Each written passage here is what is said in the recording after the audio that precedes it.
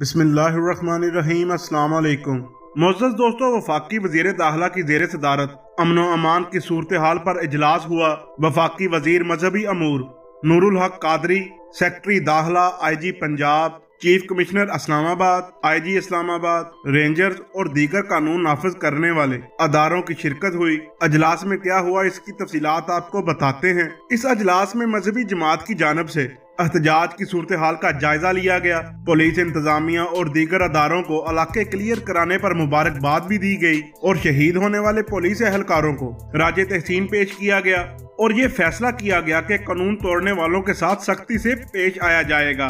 रियासत की रिट को हर सूरत यकीनी बनाया जाए। वजीर दाखिला की जानब से इजलास के शुरका को ये राय दी गई है। मोटरवे, GT रोड और बाकी जो बड़ी सड़कें हैं वो ट्रैफिक के लिए क्लियर करवा ली गई हैं और इसके हवाले से रेंजर्स और पुलिस के साथ इंतजामिया का मिलकर ऑपरेशन की सारी सूरत हाल भी वजीर दाखिला को बताई गई।